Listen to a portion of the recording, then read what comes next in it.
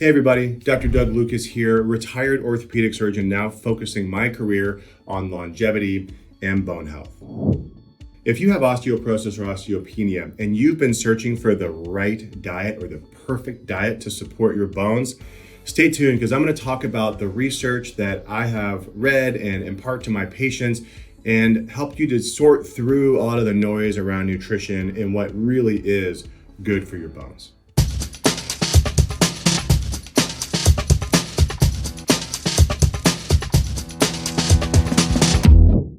Okay, now, arguably the first and most important thing to talk about is going to be protein consumption.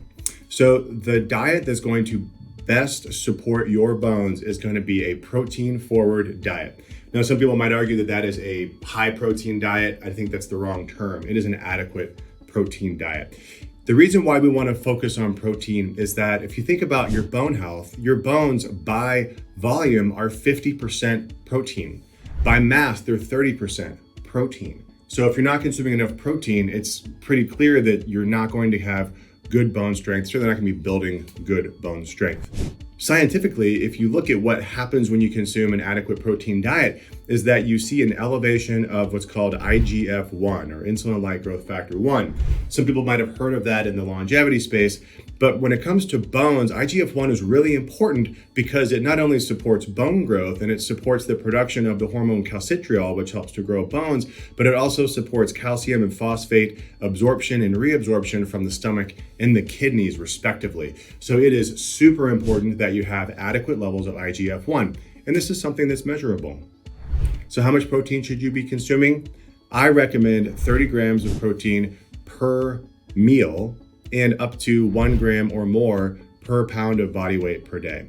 Meaning that if you're a 120-pound woman, I really want you to be aiming for 120 grams of protein a day. Now, if you're currently eating 30 grams of protein, we're gonna have to get you there over time because you're not going to be able to go from 30 to 120, you're just not gonna be able to absorb it.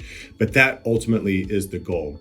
The research actually supports up to 1.6 grams per pound, which is quite a bit of protein, particularly if you're talking about a male. For me, I'm almost 200 pounds, so that would be over 300 grams of protein a day. That is a fair amount of protein.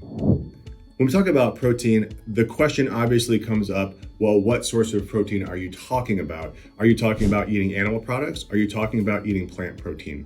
It's really challenging when you're online and you're looking for information because you will get really biased opinions on what is the right form of protein. So I'm going to give you my opinion of the research and my experience working with my patients, which is that animal protein is more nutrient dense and it is better absorbed. So if you're aiming for an adequate protein diet, it's going to be easier to get there eating an animal protein diet. Now, that doesn't say that you can't do it eating a plant protein diet or a vegan diet or vegetarian diet. It is possible. It is just harder. And in my experience, that's just what my patients have seen, noticed, and what I've noticed myself. When I say that animal protein is more readily absorbed, what I'm talking about is the amino acid profile. So proteins are just combinations of amino acids, and there are certain amino acids and certain ratios of amino acids which our body responds to better. This has been very well proven in the literature. You can manipulate different plant proteins to try to mimic that, but ultimately an animal protein is going to be spot on the money because it comes from an animal, and a lot of animals, most animals have sort of that same amino acid profile that's just consistent with our makeup. So now if we're talking about animal protein, then some other questions are going to come up. So should you be worried about the pH of your urine if you're consuming animal protein? Let me just go into this a little bit without talking forever on it, but I've looked into this quite deeply. I've read the research that the alkaline diet theory is based off of. And what I can tell you is that as a physician, we are taught about pH of the body. We're also taught how precisely the human body maintains a narrow window of pH. That's the acid-base balance. So the only way to know what's actually happening from a pH perspective is to measure what's called arterial blood, or the blood in your arteries. You can really only do that in very controlled settings like an intensive care unit or an operating room. It's not something you can do outside of that. What people are measuring at home or in clinical settings is urine pH. So you're measuring the acid-base balance of your pee. The problem with that is that is a surrogate marker for what's happening inside your body, and it is not a good marker of what's happening inside your body. So when you think about what you're measuring the effect of your body buffering pH. And that's what it's called when you're moving pH up and down. It's called buffering. Your body has a great capacity to do that through your lungs, through your muscles, through your kidneys. So your body's going to maintain a very narrow window regardless of what's happening in your urine. To think that we're going to consume a food product that's going to have a significant impact on our pH, I think is very misguided. And if you go back and look at the research that supports this concept, when you look at the alkaline diet books and you look at the studies on alkaline diet, they're quoting research that's animal-based. These are animal studies, which is okay, except that you can't always extrapolate to humans. And if you look at the animal research, you have to look at all of it, which is to say, if you feed a rat or a mouse a calcium deficient diet, you feed them an acid forming animal-based diet, they are going to break down bone and pee out calcium. That's what's going to happen. If you then give them a calcium adequate diet with enough nutrients and then give them an acid forming diet based off of animal products, then they don't lose bone and they don't pee out calcium. They might pee out some calcium, but they're getting enough of it in diet so that it's balanced. So if you then want to extrapolate that to humans, all I have to say is, yeah, sure, you can eat animal protein, but you have to balance that with adequate calcium and adequate nutrients, and then you're not going to break down your bone as the buffer. And that makes sense because we wouldn't break down our bone in times of nutrient deficiency as the primary source for acid-base balance. It just doesn't make sense. If we were to buffer with calcium from your bones as your primary source, you would deplete your bone in the matter of days or weeks. It just isn't the primary source of buffer. So this whole concept, I think, has been misrepresented and taken out of context and is really driven by folks that are interested in pushing their own agenda. And if you look at the list of acid-forming foods, the list includes pretty much every animal product, added sugar and alcohol. And so you can imagine if you wanted to push a vegan diet and you wanted to encourage people not to eat animal products, then this is some research that you could lean on. If you want to alkalize your diet, that's totally fine. You can just simply add fruits and vegetables. They have a lot of other benefits and reasons to be consumed other than the pH and acid buffering component of them. But if that is your goal, ultimately to alkalize your urine, you can simply add fruits and vegetables. Simple. If you look at studies on consuming animal products in humans, you'll find that there is no negative impact on bone turnover markers or on imaging studies for osteoporosis. So again, I think that this whole principle has just been taken out of context and it is being used to push an agenda, which is irrelevant to our purposes around bone health. All right, some of you might be asking, well, what about soy? Soy is a complete plant-based protein. Soy is a reasonable protein source. There are some challenges around soy, which I want to address. So soy in our country, especially, generally is going to come from a genetically modified organism. It's going to be sprayed with pesticides and poisons that you don't want in your body. It is probably processed in a way that you don't want to consume. So soy added to highly processed foods, I don't think is a good protein source. If you can get organic, non-GMO soy, consume it in its natural form, then there is evidence to say that it would support bone health and it supports hormone health, and particularly in postmenopausal women. The fermented form of soy, natto, has been shown also to be beneficial for bone health. So I think it's not unreasonable to consume soy, but should it be your primary source of protein?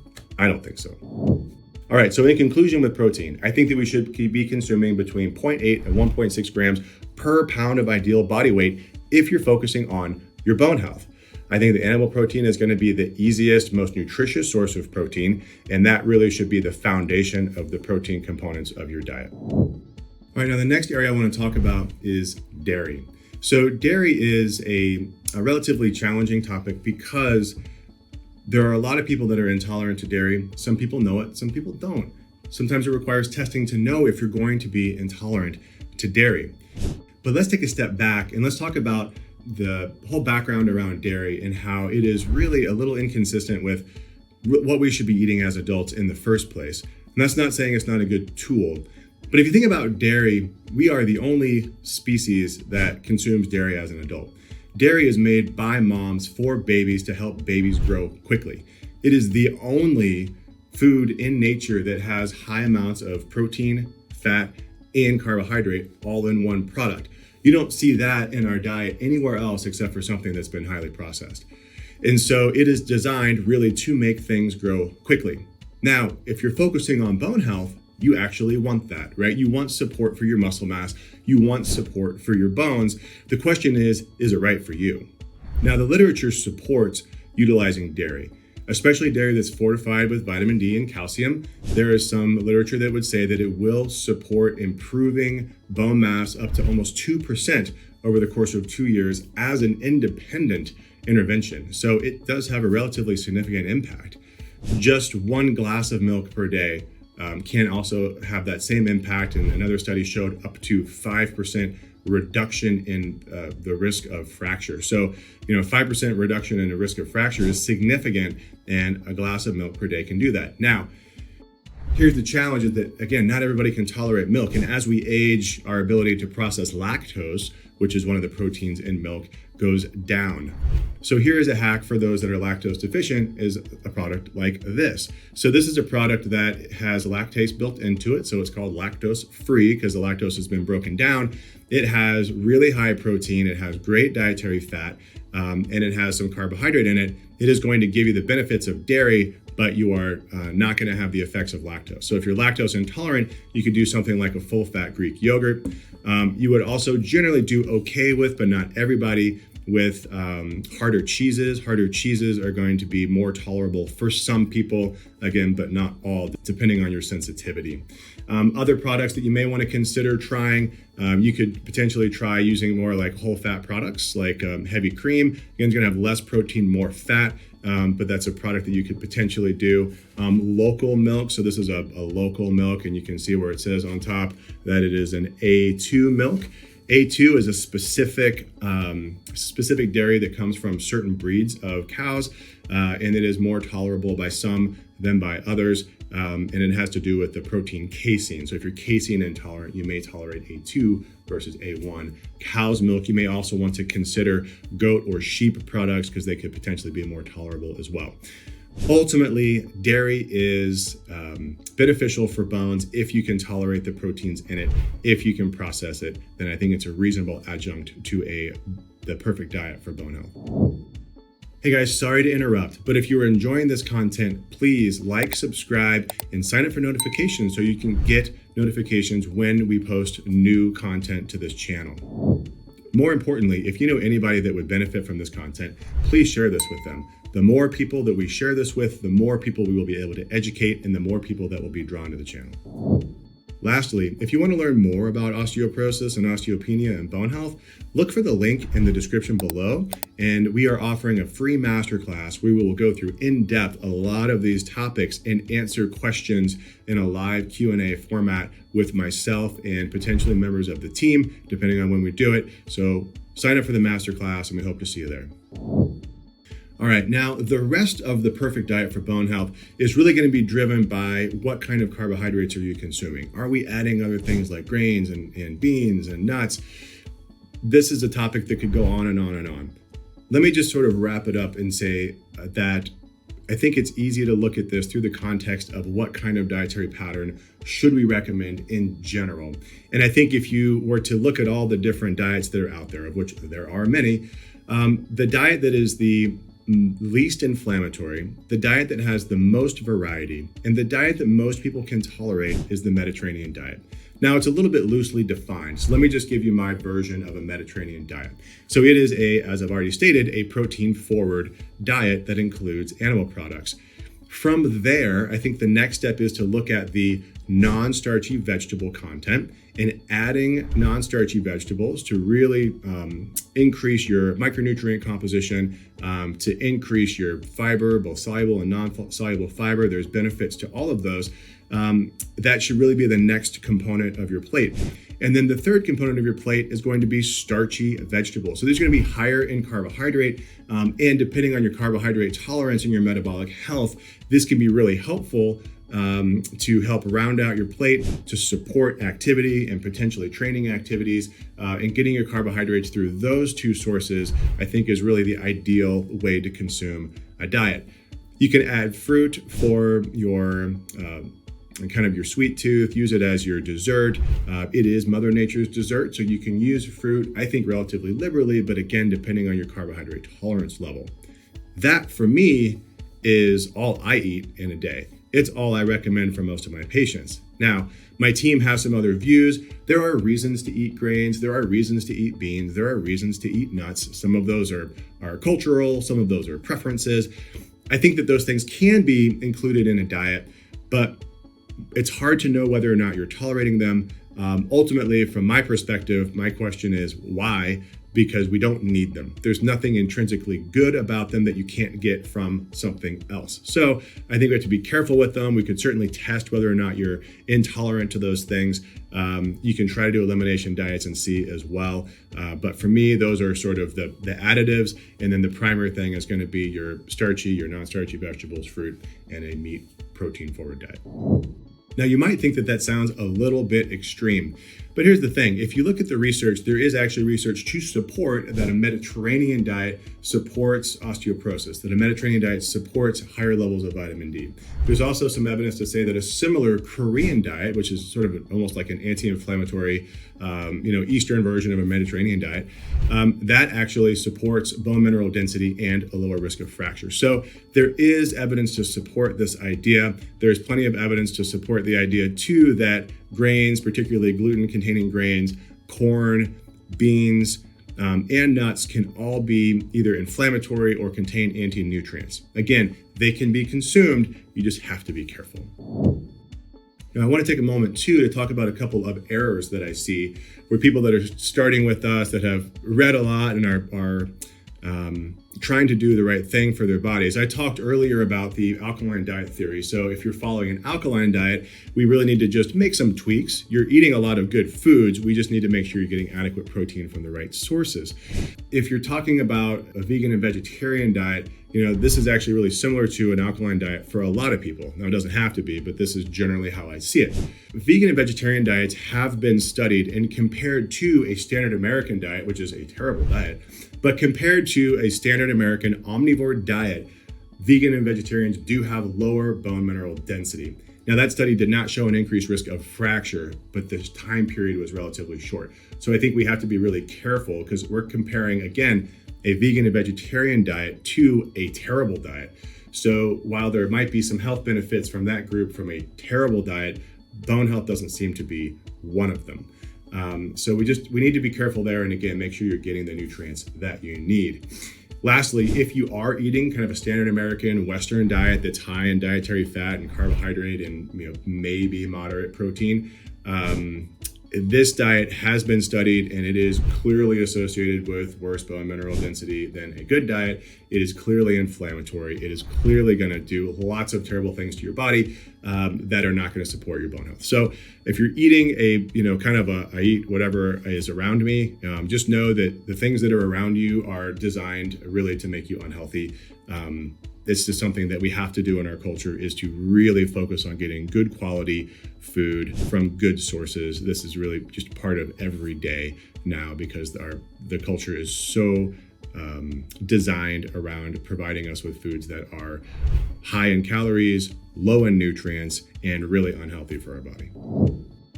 All right, and finally, I do want to touch on fruit again. I mentioned fruit earlier as part of the big picture of the perfect diet for osteoporosis. Fruit, there is some value in it also because of the antioxidant component. So if you think of high antioxidant fruits, you're really going to probably go more towards like berries, strawberries, blueberries, blackberries, raspberries. Other fruits can be helpful too. I like apples for their fiber content. Bananas can be good depending on your carbohydrate tolerance level. But fruit as a good source of antioxidants and fiber has been shown to improve trabecular bone score. So it has been shown to improve the quality of bone. So again, I think it's reasonable to add fruit to your diet, particularly, if this is your source of sweetness, and that's really the only sweetness that you're getting. You'll find over time that fruit is actually really sweet. It's just not really sweet compared to the ultra processed stuff that we have access to. So consider adding fruit in and making this, Mother Nature's candy. It is a good source of nutrients and it is super tasty and it will actually improve your bone quality. Okay, so I hope that you have taken the big picture here, which is if you want to know what the perfect diet for osteoporosis is for you, it's going to be different than it probably is for anybody around you. It is a unique thing, but here are some general principles. It is a protein-forward, adequate protein diet, preferably from animal sources.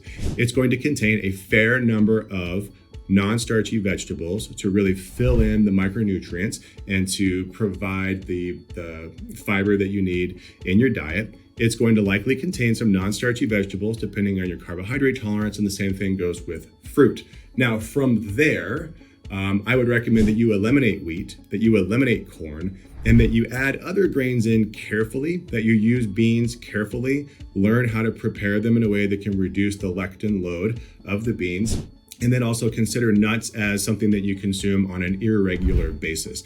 They should not be a primary source of calories because of the omega-6 fats in the nuts, and potentially also, again, lectins and inflammatory nature of nuts. They can be good, but I think they should be used in relatively low amounts. And then dairy, again, if you can tolerate it, try these other components of dairy that I've mentioned here. And consider yourself a sort of Mediterranean paleo eater. And if you follow all of these guidelines, I think that you can find the perfect diet for osteoporosis. All right, guys, thanks for listening, and you made it all the way to the end of the video. If you enjoyed this content, please like, subscribe, and sign up for notifications so we can send you notifications when new material is available. If you know anybody that would benefit from this material, please share this with them. The more people that you share this with, the more people that we can educate, the more people that will actually be driven to our channel so you can educate people that you don't even know. And if you are interested in learning more about how we manage osteoporosis and other things that you can do on your own, please look in the description for a link to a masterclass. That masterclass is free. We offer it on a regular basis. It should have a live Q&A at the end with myself and potentially some of my team members. So please sign up for that so we can continue to educate and we can show you how we manage osteoporosis in our practice. And lastly, we want to hear from you. Please leave comments below. We'll answer questions as they're asked. If you have some ideas on topics you would like for us to present, please let us know and we will present on the most popular topics. We'll get that information out as quickly as we can. Thanks again for listening. I do really appreciate your time.